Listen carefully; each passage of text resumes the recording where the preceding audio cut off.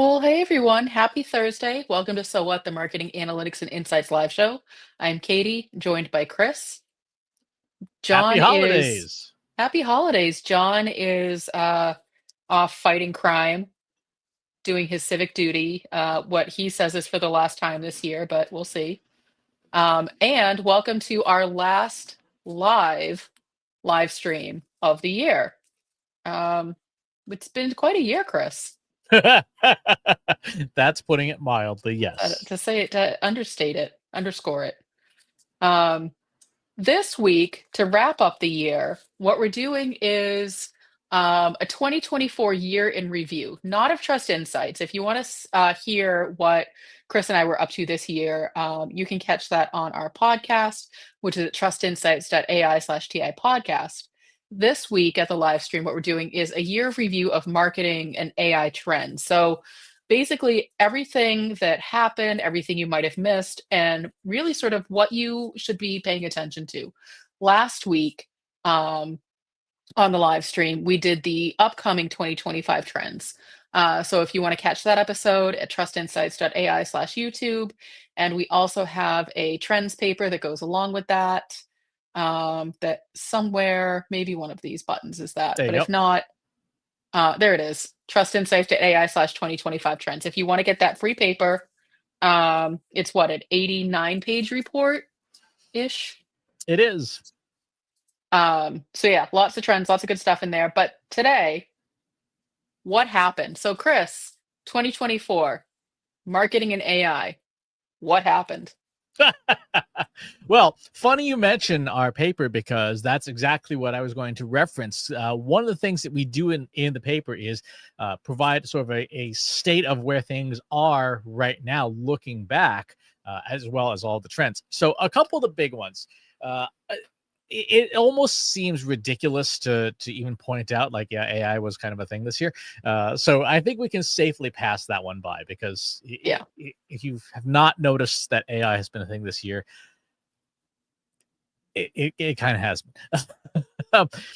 What I think is worth pointing out and really stands out in the data is when you're looking at employment, when you're looking at jobs, that was actually the number one thing on people's list of what really consumed attention this year. So if we look back at the last 12 months in marketing jobs, this data comes from the Federal Reserve Bank of St. Louis via Indeed.com's API.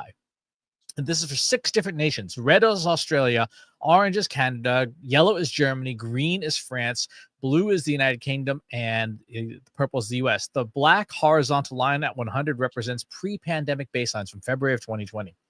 What we see here, and this is a part of a multi-year trend, I'll bring up the multi-year report version, is that employment for marketers and marketing in terms of demand for hiring fell below pre-pandemic levels in 2023 and is continuing downwards. When you look at the big picture of this chart, marketing in particularly the purple line in the US, which is where we're based, is it's sort of slowing. The demand is falling less fast, but it is below pre-pandemic levels. It's 75% of pre-pandemic demand.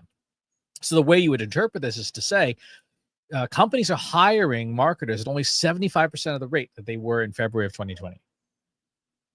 I mean, that's pretty substantial. I know a lot of people that I've talked to who've been looking have been looking for a long time, and the job market in marketing is so competitive. The expectations are so high.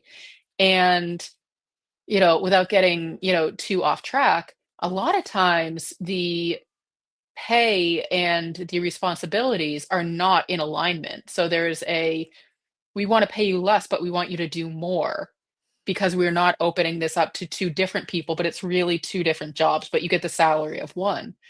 And it's made it really challenging for a lot of people to find steady, stable work. I feel like the notion of you can find a full-time job with benefits, it almost doesn't exist anymore. I haven't heard of a lot of people successfully find a lot of those roles that really match the criteria of what they're looking for. AI aside, Chris, because we know that's certainly a component of it, what's happening? It's AI is part of it. So where you see AI's impact, and it's not going to be visible in these charts, is particularly on gigs, so short-term gigs, content creators, and stuff like that, Sure. and entry level. Entry level work is substantially impacted by AI because it's the easiest for machines to do. The bigger thing is kind of like an employment version of shrinkflation, exactly what you said, Katie, which is same salary but more work, aka less time. And Mhm.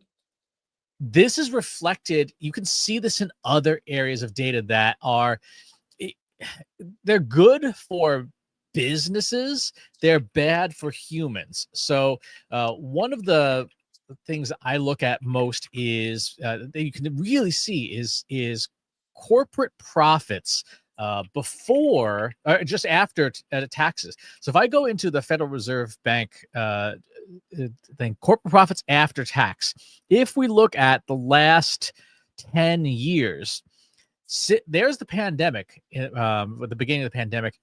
And then if we zoom out to the maximum, in the last 4 years, corporate profits have gone through the roof. Corporations have added about $1.5 trillion in net new profits. This is for the United States. Just to put an asterisk on that, and it is been the wildest profitability growth in human history. But we see in the employment data that is not reflected. So what that means is you see profits going up considerably, but companies not being willing to hire. So the disconnect there is that companies are just pocketing more of the profits and not passing it along to workers. Part of me wonders. I mean, so yes, there's the greed aspect of it of like, no, we just, we're going to keep this. We don't want to, do anything different. But I wonder if there's been, for some of those companies, especially during the pandemic, if there was an emphasis on optimization and efficiencies. And so, companies that find those tend to find sort of the good news, bad news is great. We can do things a lot more efficiently, a lot more cost effective, but that means we likely have some redundancies in our processes and then maybe in our people. And so less jobs are created when you find those efficiencies. And so I wonder if that's a big component of it, especially during the pandemic where budgets were cut, things slowed down, all they had was time. And in that time they were like, well, let's take a look around and see what we're actually doing. One of the things that we said, and you can go way back into our podcasts and live streams from that era, is that the world went through a 10-year digital transformation in 3 months. So a lot of things got moved ahead very, very quickly. A lot of, to your point, Kate, a lot of optimization happened, and a lot of Mhm. companies discovered, oh, this whole internet thing actually can be used for productivity. Because if we go back to look at this, Chat GPT really came out around here at the Q4 2022. So that huge profitability jump happened well before generative AI became mainstream. So generative AI is Mhm. contributing to it for sure, but by no means is it. Another part aspect of this is that at in the middle of 2020, the U.S. government printed an extra $4 trillion, just created out of thin air, and that had a lot to do with a lot of extra cash just floating around within the financial system. Companies were obviously big beneficiaries of that. I mean, and every company uh, did take advantage. Even we filled out our payroll protection program loans and grants just like everyone else did. Sure. That, to your point, made companies take a look at, well, how many employees do we have? What is it that they're doing? And demand has changed too. Demand is very different. If we look at where the hiring is happening, this again is the same set of data. The vertical black line is equal demand prior to the pandemic. Marketing is way down here, number 4 from the bottom. Mhm. Below that is mathematics, information design, and then software development is at below 70% of demand. When we go above the line, we're talking Therapy is at 186% demand from where it used to be, followed by physicians, surgeons, personal care and home health, civil engineering, and veterinary. So what the market wants and the industries that are growing are very different now too. Yeah, it is really interesting, especially when you think about, healthcare, psychiatry, those kinds of fields. It's not as, or it shouldn't be as easy as, okay, great, let's just hire 10 more people, because those are highly specialized and, highly educated, years and years of training. So the amount of people to fill those roles is obviously going to be a lot less. So there's going to be less roles in general to fill versus a marketer. And that's not a knock at marketers, but the ability to put together a Facebook campaign is a very different skill set than being in charge and responsible for someone else's mental health. Very different. E- exactly. Um, in this chart, you do see the bottom two fields are where I do believe generative AI has had like a 4 or 5 point reduction, which is information design and documentation software development. We know beyond a shadow of doubt that one of the generative AI's greatest strengths is in software development. It is incredibly good at it because programming languages have much less ambiguity than the human written language. And so your Mhm. developers with generative AI capabilities are 3 to 5 times as productive as they used to be if they're skilled with it, which in turn means that you don't need to hire more developers. The ones that you have can do the work of 2 or 3 or even 5 different people. Well, in software development, for those who aren't familiar with programming languages, it's essentially a series of if this, then that statements. It's very constrained, where basically the machine is only doing what it's instructed to do. I want you to make a blue ball. The ball must be this big. The color of the blue is this. It's not going to do anything else beyond that. And so, to your point, software development, like when I managed a team of software developers, it felt very black boxed in terms of what they did. And it was like, oh, well, they're the highest paid resources in the company because they are the most skilled. So they have to be the most expensive because they're the only ones who can do what they do. And now you're right, the tide has turned, and that's no longer true. It's the people who specialize in people that are now the most skilled and the most expensive, because anything that you can do with a machine can be done by generative AI, essentially. Mhm. So, Katie, with this top trend of hiring being more difficult for people who are seeking jobs, what to you is the so what of this? The so what is to make sure you are not getting rusty on your people skills, because at the end of the day, you still need people to run the machines, and you still need someone to take care of and lead the people and give them direction.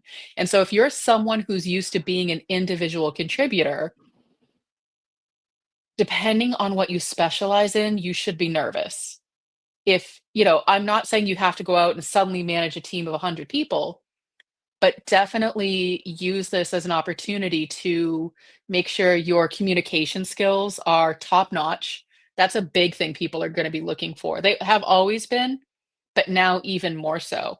Make sure your communication skills are top notch. And with that comes your ability to explain both technical and simple um, topics. That is something that not a lot of people are good at.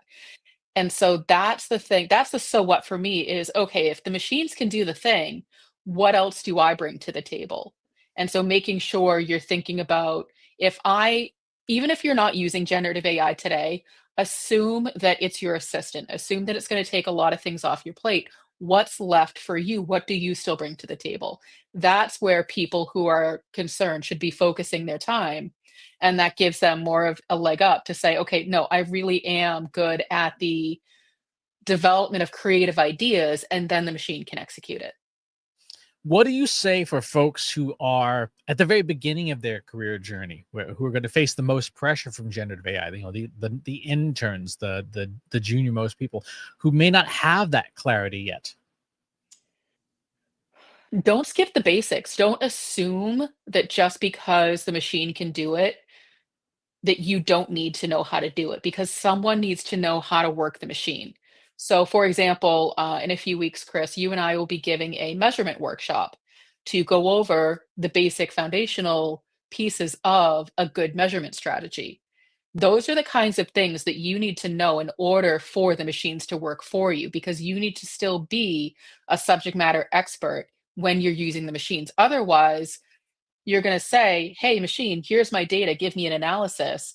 And it could go completely off the rails. But if you don't know what you're looking at, you're going to assume that the machine is right, give it to your boss, and your boss is going to be like, what the heck is this? I think you should probably go ahead and, pack up your cubicle. This is not, what you said you were good at. So just because the machines can do it doesn't mean you shouldn't still know it. Which brings us to one of the second themes in this, which is performance measurement. Particularly GA4 is specifically mentioned by name, suggesting that many are struggling with the changes in Google's tools. That's putting it politely and mildly. It has been GA4 has been a hot mess for a while now, but it seems in recent times it's gotten harder for almost everyone to use who doesn't live in it. It's,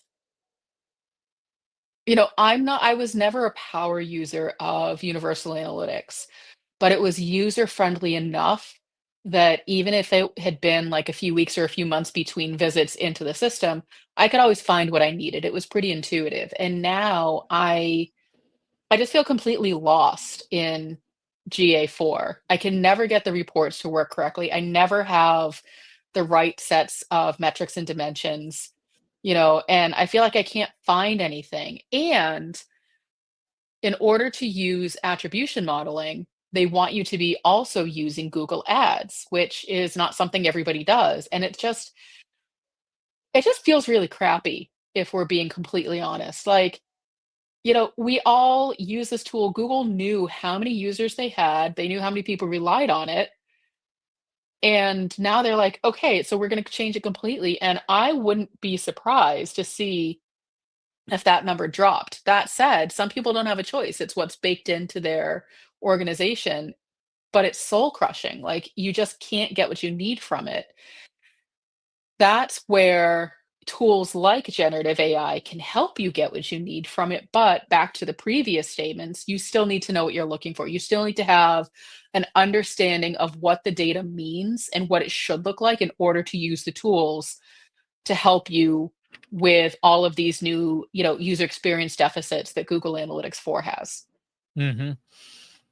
GA4 really has Google in general has made it clear it's a data collection tool, right? And it fuels primarily their ads business. The fact that anyone else gets any benefit of it is kind of secondary in many ways, because it really is about them. Part of the reason for the whole change to begin with was to unify the event model between Google Ads and Google Analytics. So Google Ads got better conversion data, which is nice for Google, not so nice for everybody else.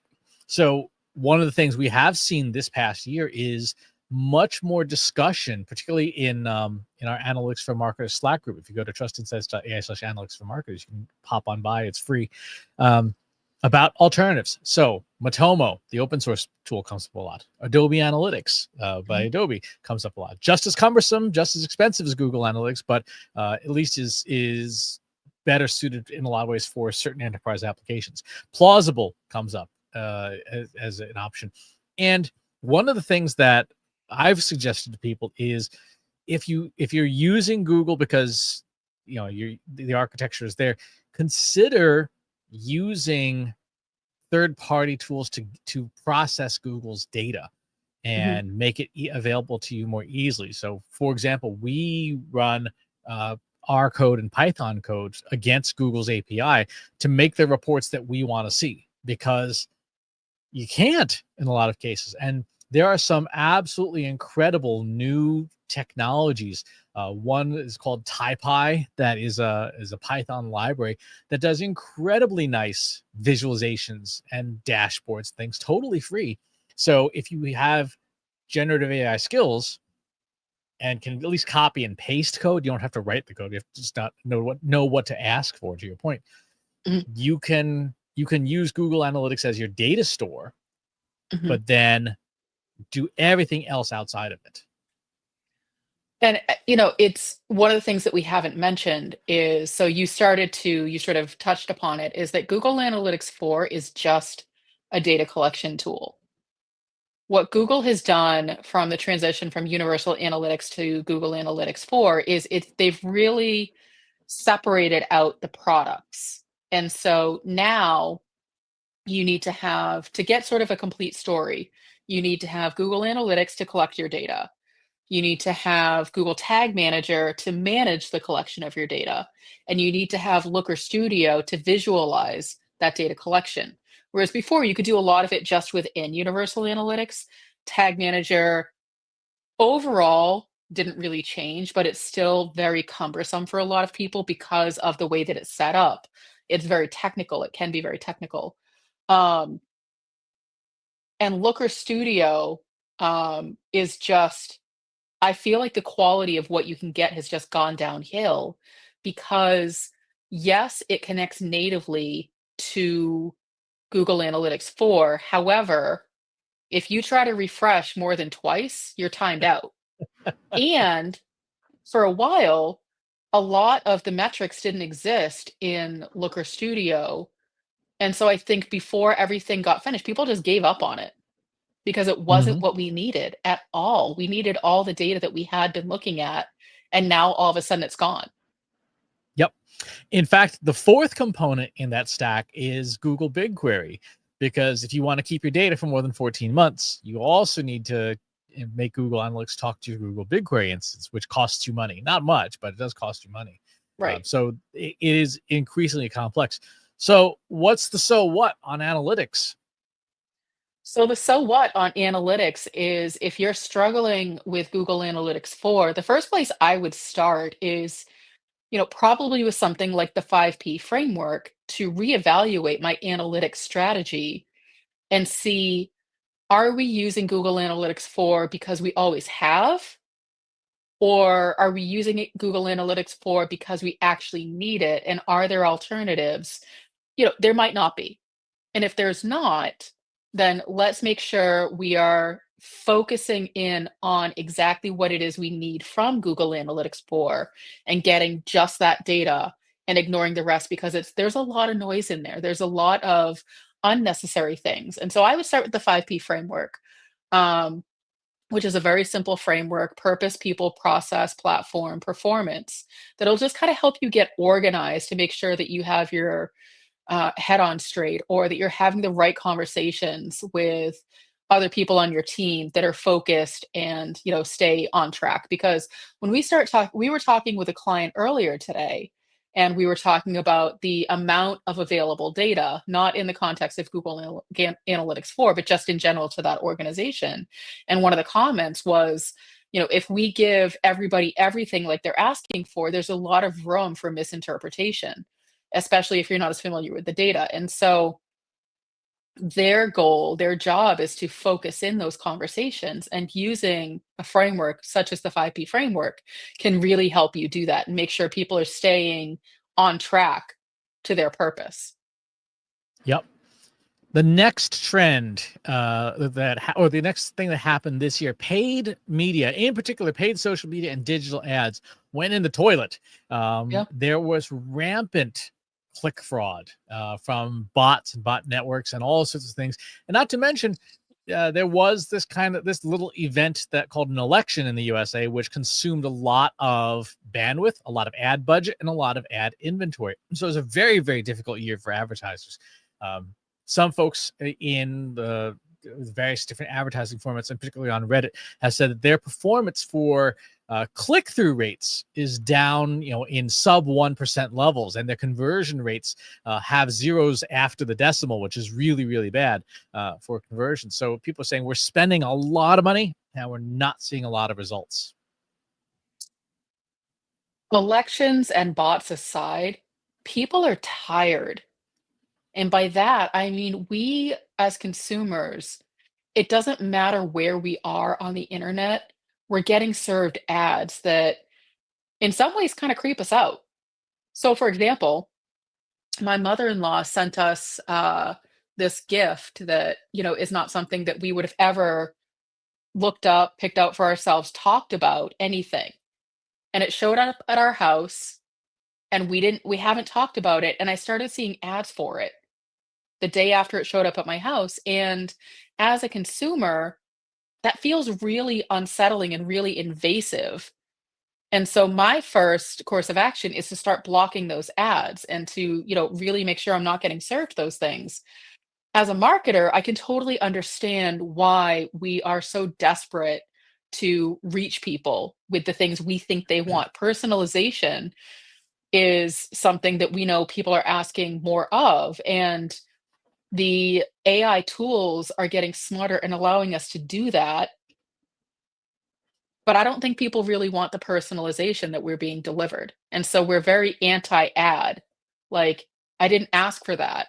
And marketers are saying, but you did. You asked for personalization. This is what that looks like.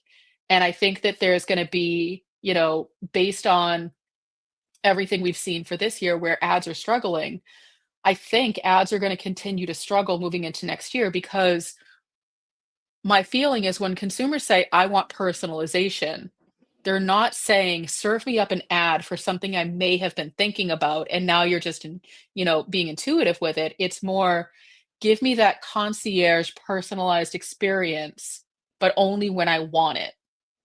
And I feel like that's going to be a really big challenge for marketers to try to, really get right. How do you respond to the executive who says, well, we can't, you know, not be blasting people with ads 24/7 because even if we take a break, our competitors will just fill that void. It's a sunk cost. I feel like it's an old strategy, but if that's the case, then use the tools, use AI to write better copy, to really understand your target audience, to do an ideal customer profile, for example, give that to generative AI and really try to nail down the pain points that you're solving for so that if you are spending and you have to spend to stay competitive, that you're doing it better. Because, I mean, we've worked with those companies before where they're like, "No, we have to spend 6 figures a month on ads. We just have to," which is always gonna be mind-blowing to me. Um, but if you're spending that much money, don't just throw it away. Use the time to get it right. Our next theme, unsurprising, on the organic side, SEO was a very difficult year for SEO folks too. Helpful content update has been rolling out over the last year and a half, and it has been putting the it's been doing the Tanya Harding on people's SEO plans. Sites are losing traffic. A good number of sites have lost 20 to 40 to 60% of their traffic. Compound that with zero-click marketing, zero-click search, which Rand Fishkin pointed out recently with his Spark Torah study. Google is keeping up to 60% of search traffic now for themselves. They're sending no traffic along, and that is before we even talk about Perplexity, Chat GPT search, and Google AI overviews. All of this paints a very difficult landscape for marketers who are focused on things like organic search and know that it still has some value, but are now facing a very uncertain future. I feel like the drop in organic search dovetails with the drop in paid ads. It's really easy to create a lot of content. It's hard to create a lot of good content, and consumers are tired. We are slammed in the face minute after minute, second after second with something new, something someone created. There's no shortage of content being created. How do we know what's good? How do we know what's actually worth our time? And so for some of us who are just, overwhelmed and exhausted by all of it, we just ignore all of it because we're like, I can't possibly, you know, get to what really matters to me because I don't even know where to start to find it. And so for marketers who are, still relying on older SEO tactics, such as keyword, meta descriptions, good. Keep that foundation because that's going to help with generative AI search, but it doesn't help you actually, it doesn't fix poorly written content. And generative AI content is still mediocre content. So you need to really focus in on the good ideas, the helpful, the pain points of your audience and make sure you're meeting those. And again, not just trying to be everything to everyone. SEO and search, it's one of those funny things that, people are like, oh, search is dead, SEO is dead. It's not. It's just evolving. It's changing. The way in which we consume content is changing. Therefore, those strategies and tactics need to change too. So what's the so what there is in terms of the things that your average marketer has to do in 2025 just to even just not to lose more ground? Get the basics on how generative AI search works and how, depending on, the models that you care about, or if you want to take like, the top five most popular, at least get a basic understanding of how those models are finding external content to serve up to consumers who are searching for things because they're using those models like search engines. So, if you just take Google Gemini for example, you can even ask the model, hey, I want to optimize my content so that it shows up in your model. What do I need to do? And it's likely just going to give you a step-by-step plan. You could ask it to do that, so it feels very meta, but at the same time, that's the way that you should start to approach it. That said, a lot of social media tools, Meta, Facebook and Instagram, for example, are trying to build search engines into those as well. So while it may not immediately take away all of your search traffic, it's something that you definitely need to at least start to get an understanding of who's doing what. Because I think moving into 2025 and 2026, what we'll start to see is a lot of overlap between search and social, depending on how those underlying systems are structured. And also, don't forget the unsung hero of search, which is YouTube. If you are not creating video content and if you are not putting it up on YouTube, you are missing big opportunities. Gigantic opportunities. Just to build on that, if you go into Google's AI Studio and look at their models, one of the things that you can turn on, that developers will be doing, is turning on grounding, which says, I'm going to check my answers with Google search. So SEO may not deliver direct traffic to you, but it is certainly not irrelevant because a lot of models are essentially using to fact check themselves. Am I in fact telling you the truth? I will look in a search catalog. ChatGPT does this as well. And I believe, Meta's AI within Meta apps also does this. It uses Google search as its grounding. So very, very important. The next thing, social media. It was quite a year for social media, from all the changes that have happened to TikTok potentially being banned soon in the USA, to X becoming a I don't even know what words to describe it, Dumpster but it's fire. dumpster fire, but a dumpster fire with extra decorations. New platforms like Blue Sky, and very, very clear demographic splits into where people get their information and how they get the information. One of the social things that came out from Pew Research and the Knight Foundation was that 1 in 6 people under the age of 35 gets all of their news and information from influencer personalities on Instagram, YouTube, TikTok, and X. Not traditional news sources, but just talking heads, kind of like us. Well, and so again, sort of where paid media and search dovetailed, search and social dovetail, because as we were just saying, a lot of these platforms are building their own search capabilities into what consumers are looking for. So if you're looking for on Instagram, show me cute puppy videos, you get this whole meta AI search and it goes far beyond. It starts a whole chat with you. It's very, overwhelming. I personally don't care for it, but I'm also an N of one. Social media is going to continue to evolve because it's very much like paid ads. It's trying to personalize to every single human being, give them that concierge, sort of experience and cater exactly to what you want. And some of us, it's too much. We don't want that, but it's going to do it anyway. So to get into the so what of it, the so what is as an organization, you have to reevaluate your social media strategy.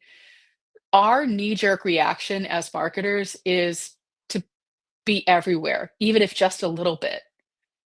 That is not gonna be sustainable, especially as more and more platforms spring up, and they are, to your point, Chris, drastically different demographics. The people who are on Blue Sky are probably different from who are on Threads, who are on Facebook. They're for at one point, there was this notion of for companies, especially small businesses, if you're not on Facebook, you don't exist. Mm-hmm. And for some companies, that is still the way that they operate.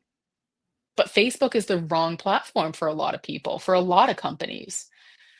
The other challenge with social media, and I think we talked about this on a previous live stream, is that brand channels are taking a hit unless you are one of like the big consumer platforms like a Wendy's or a McDonald's where you have an established, brand strategy of just completely being unhinged and you're just a household name. Brands are going to struggle to gain footing on social media, whereas they're looking really for the people behind the brands to have a presence on social media, which goes back to your original statement, Chris, of a lot of people are looking to other human beings to get their news and information. And so if you as a brand don't have at least one human from your organization identified as the quote unquote face for social media, you should definitely start thinking about that. Mm-hmm. So this is an example, Katie, exactly what you're talking about. Right within Instagram, if I Mhm, trigger Meta's AI, I am now in a URL-less search. I asked from Meta AI, "What do you know about Trust Insights?" And of course, mhm. it's spitting out information, which it's still hallucinating. It says I'm the CEO, and that's clearly not correct. um, but Hmm. the idea of influencer marketing, particularly in B2B, but in general, is not new, but No. it's more important than ever. If your brand doesn't have a human being first strategy, Mhm. it's going to be a rough year for you in the year ahead. I mean, it goes back to likely the psychology why younger generations are not trusting news media outlets. They don't know who the people are behind, though that information. They don't know the journalists. That's not the way that that industry has typically worked. You don't know who the people are writing the things. You just read the thing and accept it as that's the information. And now the expectation of information sharing is I need to hear it from somebody that whether or not it's true, whether that I identify with and I believe. Hmm. Which brings us to the last trend for today's broadcast. The big winner in 2024 was the humble email newsletter. Email marketing was the number one channel for marketers and for people. Platforms like Substack have done amazingly well this year with 1,000% growth. And individual newsletters. It's been fascinating to watch as newspapers and publications have laid people off. Those individual journalists have gone to create their own Substacks and ghosts and beehives and so on and so forth, and are finding more success individually than they did with their publication, and in some cases even more revenue. Some authors are seeing, Heather Cox Richardson, for example, has like over 1 million subscribers to her Substack, and can have paid models, tiers of payment and membership.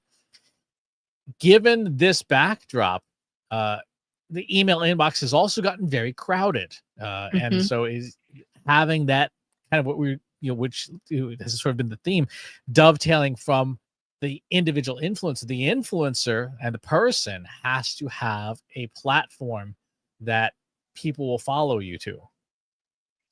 They have to have a platform, but they also have to have something to say that people are gonna spend their time on because to your point, Chris, email inboxes are getting more and more crowded by the minute. And so what do you do that makes your newsletter, your email, stand out? If I may, for like a hot second, toot my own horn, I actually got some feedback on this a couple of weeks ago from someone who said publicly on LinkedIn, I'm pretty ruthless about unsubscribing from newsletters that don't consistently add value for exactly where I am or where I'm trying to get to in the next 3 to 5 years. Katie Robert's emails have kept their spot in my inbox for a long time. As we close out the year and look ahead, it's time to recap and a time for planning. And, this person said very kind things, but I'm reaching the right people at the right time with the right information in a consistent way, in a way that's trustworthy and authoritative so that the audience that I have found to consume my content looks for it. That's where they're getting their news. So I'm not a social media influencer. I'm never going to be a big online presence. That's not something I'm comfortable with. I am comfortable in an email newsletter channel telling you exactly what my opinions are about things because that's the content format that I'm the most comfortable with.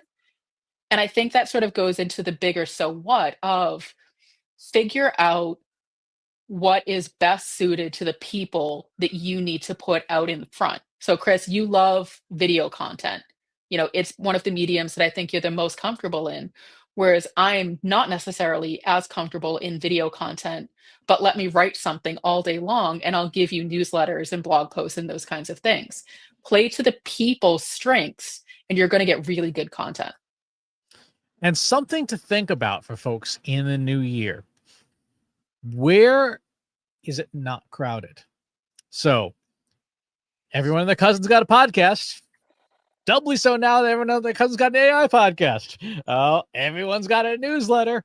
Everybody's got a social media account. Everyone's got a YouTube channel. Where aren't people? Where aren't people? And this is something to think about. You're creating content. Would it be, is there an audience with your audience? Is there a market for something like a print on demand magazine that's an actual paper magazine? That because there are plenty of companies that will do that, that will say, like, okay, you give us the content. Could you imagine, Katie, a Trust Insights magazine where we just take our newsletter content, the entries, we bundle up that quarters, and then that's the Trust Insights Spring Quarterly, and it's a 20 or 30 page magazine that someone could have that for those people who want that physical medium. Because guess what's not full?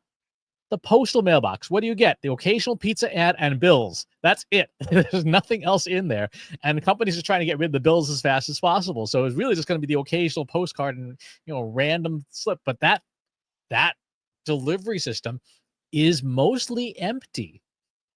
So what else could you do? What else could we do that where people aren't? But we know that there is an audience that might want to have our content that way. It's interesting. To me, it's not so much where people aren't and what, because every channel, depending on the industry you're in, could be crowded. The number of, you know, landscaping and gutter cleaning, direct mail pieces that I get is insane. Like there's a million companies in my area because of where I live.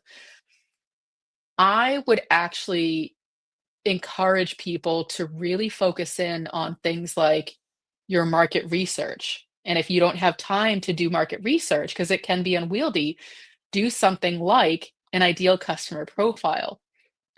An ideal customer profile using generative AI can come together pretty quickly and be pretty detailed. And by pretty detailed, I mean massively detailed and give you a lot of the insight and answer questions like, where is my audience? Where do they want to be consuming my content? What content do they want to be consuming? Do they want video content? Do they want audio content? Do they want written content? But do the ideal customer profile first. And as no surprise to anybody, that is something that Chris and I can do for you. So if you want to go to trustinsights.ai/contact, you can learn more about our ideal customer profile service. That said, a lot of companies have what they call their buyer personas. This is a little bit different than a buyer persona because a buyer persona means you've already got them in your funnel. The question is, where are the people that you need to bring awareness to even get in the funnel in the first place? And so I would definitely encourage you, if you don't have it on your roadmap for 2025, find a space, make some time, build a couple of ideal customer profiles, and use that to help figure out where your marketing needs to be. Is it email? Is it paid? Is it search? Is it social? Maybe it's all of the above. Maybe it's none of the above. Maybe it's something you haven't thought of. Maybe it's, in-person networking events. Maybe it's, to your point, Chris, maybe it is direct mail. But until you do that research, you don't know. You're just guessing. Mhm. And we did a whole thing very recently, and in fact, we'll probably turn this into a webinar in the new year on what's in these things. Because if you look at this ideal customer profile, this thing is 21 pages long of information about in this example, and then this then goes into a tool like a generative AI tool. So if I bring up AI Studio, I switch to the brand new thinking model and say embody this ideal customer profile. How likely is it that they would be interested in reading a paper magazine from us? Explain your reasoning. And then Mhm. put in our profile, hit go, and let the brand new thinking model think this through. This, by the way, for folks who are interested, is new as of this morning. So you're getting the very latest and greatest.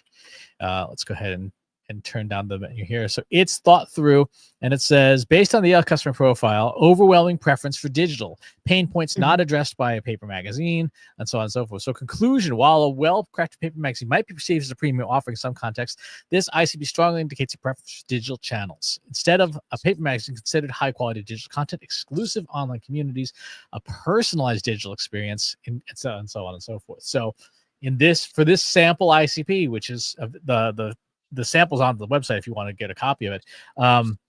Yeah, no magazine for me. But think about how much easier the conversation is going to be if I come to you, Chris, and I say, we should do a paper magazine. I'm the CEO. I make the decisions. You can respectfully have a disagreement with me and give me all the information directly from, here's what our customers think about it. It's not my opinion. Yes, I think it's the dumb idea, but let's position it as our customers won't buy it. So we're not going to spend the bandwidth and the resources and the money to do the thing because we already know it's going to go nowhere. Exactly. So that's it. That's it for 2024. It was a very busy year. It was absolutely insane. 2025 is likely to be even crazier. Again, if it's totally free, if you want to grab a copy of the 2025 Trends Report that has an explanation of what each trend is, the so what of each trend, and then the now what of what you should do about it, you can go ahead and grab your copy there. Any final parting words, Katie, for as we send 2024 off? It's easy to get swept up in trends, and this was sort of my message on last week's live stream. It's easy to get swept up in the trends. The way to navigate it is to make sure that your foundational pieces are strong. And so, make sure, you understand the basics of your particular focus area. That's going to help you navigate all of the trends that are going to be coming at you. There's going to be a lot. Technology changes fast. It feels hard to keep up with. So the way I personally navigate that is to make sure I don't lose sight of the things that I personally am good at and then where my skill sets fit into the technology, not the other way around. Exactly. So that's going to do it for us. We hope that you have a safe and happy holiday season, however it is that you choose to observe it. And we will see you all back in January of 2025. This is it for Trust Insights for the year. Take care. Thanks for watching today. Be sure to subscribe to our show wherever you're watching it. For more resources and to learn more, check out the Trust Insights podcast at trustinsights.ai/TI podcast, and a weekly email newsletter at trustinsights.ai/newsletter. Got questions about what you saw in today's episode? Join our free Analytics for Marketers Slack group at trustinsights.ai/analytics for marketers. See you next time.